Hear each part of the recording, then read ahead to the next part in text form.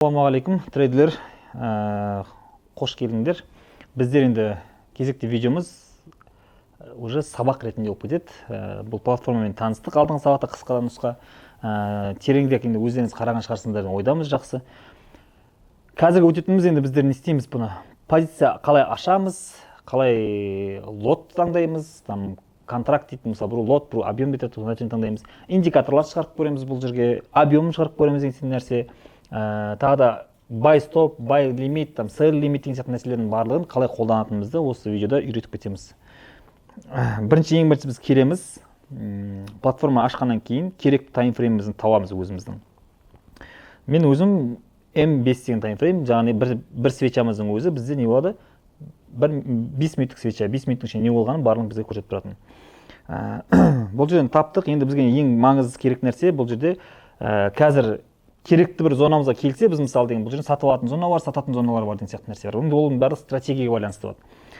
Позиция ашу үшін бізге торговляны басамыз да, бұл жерде объем бізге көрініп тұрады. Яғни 0.01 тұтқанымыз ол ең төменгі объем. Ол бір контракт деп айтылады, немесе бір акцияның күшін береді деп айтылады.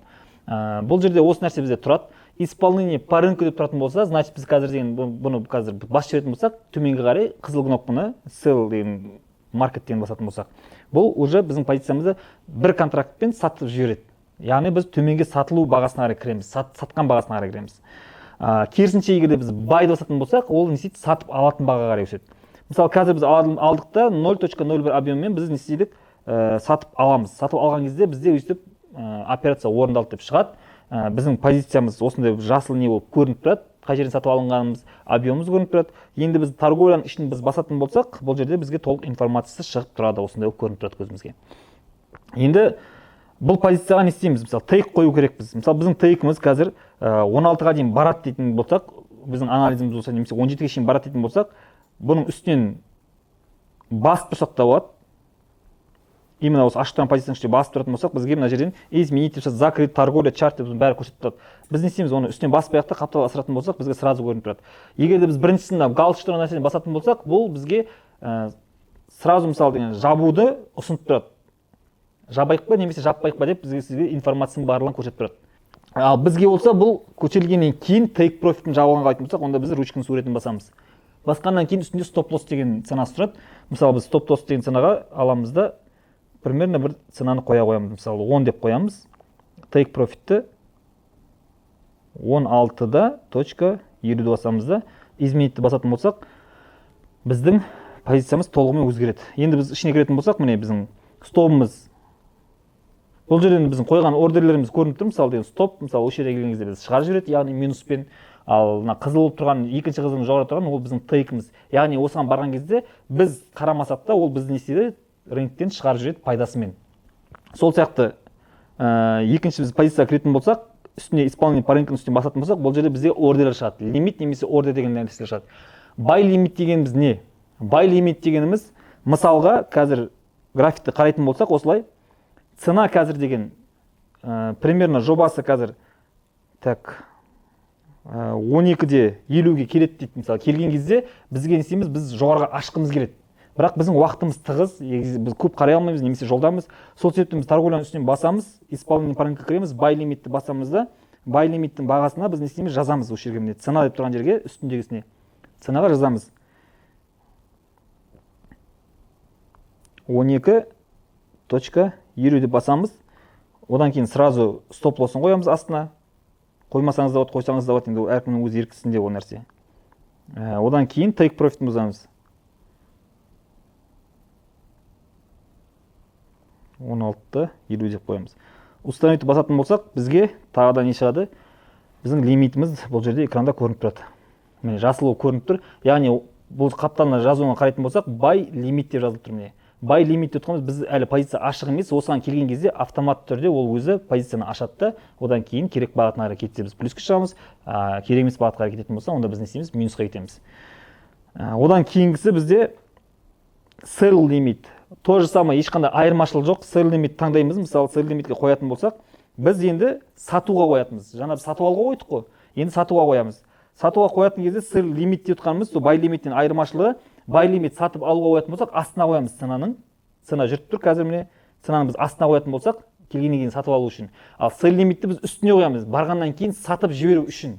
Айырмашылығы бай лимит пен сел лимиттің осыда тек қана.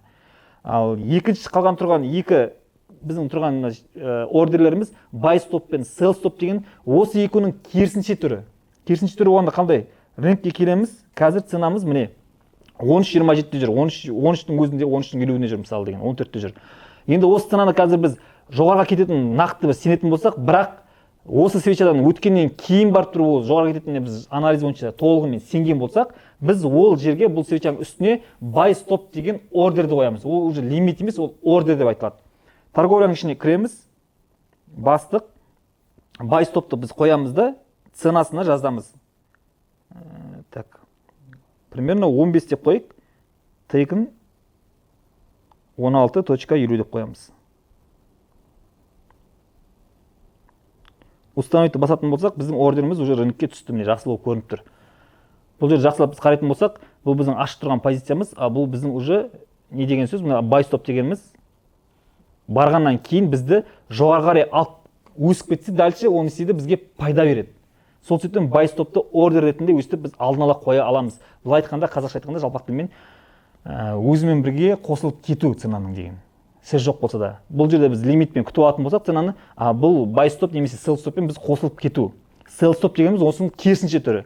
Buy stopты біз жоғарғы өсетін болсақ, үстіне қойған болсақ, sell stopты біз дәл сондай астына қоямыз. Егер астына түсіп кететін болса, осы ценадан кейін біз sell stopты осы ценаға қоямыз. Мысалы 12-ге келгеннен кейін ол ашылады автоматически біздің ордеріміз, и егер де астына түссе бізге пайда алып қояды, яғни көтеріліп кетсе, онда бізге минус алып қояды. Так, енді біздің өтетін нәрсеміз, бізде позициямыз ашық тұр. Бізде полный көрініп тұр, бұл жерде информациямыз, яғни $3215 бұл доллар бізде бар екен, ақшамыз баланста деген, бұл яғни демо счет, сіздерге көрсету үшін біз алдын ала ашық айтайық осы нәрсенің барлығын. Алда уақытта реал счетта көрсетеміз, қалай торговать ететінімізді. Одан кейін стресс отқанымыз қазіргі моментте болып отқан 2.58, 1.97 минус болып тұр, соның есебін көрсетеді бізге осы жерде. Бұл 6.63 деп отқанымыз 0.01 деген объемға рынок біздің позициямыздан сразу 6.63 маржасын алады. Бізден минусқа салмайды, просто маржасын алады бізден. Керекті суммасы, сондай сумма бізде болатын болса, егерде 6.63 біз 0.01 мен позиция аша алады екенбіз. Дәл сонда екінші мысалы позиция біз ашатын болсақ, мысалы біз екіншісін ашатын болсақ, екінші позициясын болсақ, информация келетін болсақ, бізде уже бұл жерде 13.26. Значит, бұл не істейді? Біздің ақшамызды минусовать етпейді бұл. Просто бізден сол бос тұрған ақшаның өзіне керекті суммасын бар деп есептеп алып қойып бізге көрсетіп отырады. Сенен қазір екі позиция ашқан үшін $13.26 күші кетті деп айтады. Яғни біздің депозитімізден уже $13.26 күші жоқ. Бірақ депозитімізде ол ақша бар, бірақ күші жоқ. Сол сияқты бұған біз контроль жасаймыз, қаттырақ қараймыз. Одан кейін свободный маржа, ол біздің средства мен баланстан басқа бос маржамыз. Яғни екі позиция тек 13.26 бізден алған болса, бізде әлі $3.199 бар. Яғни 0.01-дің біз нешеуін аша алады екеніміздің өзінің есептеп өздеріңіз шығара бересіңіз суммаңызға байланысты. Уровень маржа тұтқанымыз енді ол сол деңгейдегі мысалы деген көрсетілетін общий процентті бұл. Бұл ешқандай бізге беретін пайда да емес, ештеңе емес, бұл общий көрсететін проценті тек қана. $13 примерно біз мысалы осындай объемге кіретін болсақ, бізге осындай пайда ақша алып келе алады. Біздің свободный маржамыз деген сияқты сөз ол тек қана. Енді сіздерге деген объемның турасында айтып кетейік тағы да. Торговляның ішіне кірдік, яғни біз исполнительный по рынку біз барлығымен таныстық, buy stop, sell limit, buy limit таныстық. Енді исполнительный по рынку ол сразу кіріп кетеміз деген сияқты өзін таңдап қоямын. Енді біз бұл жерде контракт, яғни объеммен қалай жұмыс істейміз? Мысалы 0.01-дің пайдасы да зияны да ондай қатты бізге көп емес. Енді біз оны аламыз да, бірдің өзімен егер ашық көретін болсақ, сіз айырмашылығын қазір көресіңдер қандай болатынын. Информацияның ішіне кіреміз. Енді қараң, 0.01-дің пайдасы зияны бізге бар жоғы $3 түссе, ол не істейді? Бізден $3.47 түсті, $3.47 бізден минус алады. Енді біз бір контрактпен кіретін болсақ, ол мынаның 100 есесі. Енді бұлқа $1 тек жүретін болса, бұл бізге сразу $1 береді. Егерде 1 цент жүретін болса, егерде ол 10 цент жүретін болса, бізге сразу $10 пайда береді. Егерде ол $1 қозғалыс жүретін болса, бұл бізге сразу $100 пайдасын береді. Дәл сондай керісінше кететін болсақ біздер $1 төмен кететін болса $100 минус болып қаламыз, 50 цент төмен түсетін болса біз $50 минус болып қаламыз деген сияқты есебі осылай есептеле береді. Енді объемды көтеру ол пока бізге ерте, объемды көтеру турасында оған бөлек сабақ айтылады. Жалпы айырмашылығын көру үшін сізге көрсетіліп қойдық. Қарап отырсаңыз, міне қазір сәл көтерілді, сразу минус или болмаса сразу плюс. Бұл сияқты жаймен тұрмайды сізге жаңағы цент есептеп. Бұл сразу доллармен есептеледі. Сол үшін бұның атауы цельный лот айтады. Егер біз бірмен ашатын болсақ, ол 100 контракт. Біздер енді қалай ашып, қалай жабатын қысқа нұсқа үйрендік. Енді одан артық үйренетін нәрсесі жоқ оның ішінде. Бізге енді керек нәрсе, енді көпшіліктің жаңағыдай көзқарасымен, бір арқа сүйермен қарайтын нәрсесі, бұл бізде индикатор деген дүние. Индикатор деген нәрсені біз не істейміз? F деген нәрсенің үстіне бассақ, бізге главный график деген нәрсе шығады. Главный графиктің өзін басамыз, бұл жерде бізге индикаторлардың түрлері шығады. Мысалы, кім қандай индикатор пайдаланғысы келеді? Мысалы, көпшіліктің пайдаланатын нәрсесі ол MACD немесе RSI деген сияқты нәрселер пайдаланады. Мысалы, RSI-дің өзін шығарамыз, стандарттың настройкасы тұр бізде, шарп басып қоятын болсақ, астына бізге не істейді? Индикаторымыздың өзі суреті шығады, бірақ экранымыз қысқарып қалады. Бұл енді әрине компьютерде бір ыңғайлау болады, бірақ соткада кішкене біз графигіміз қысқарып қалады осындай болып. Одан кейін басқа да индикаторлар шығарсаңыз да болады. Енді әркімнің өзінің таңдауына байланысты. Главный экранды басып тек шығара бересіңдер. Қанша индикатор шығарыңыздар, сонша экран шығарасыңдар. Мысалы, объем таңдайтын болсақ, объемды басамыз, астан неседі, RSI-дің астынан бізге объем бөлек шықты.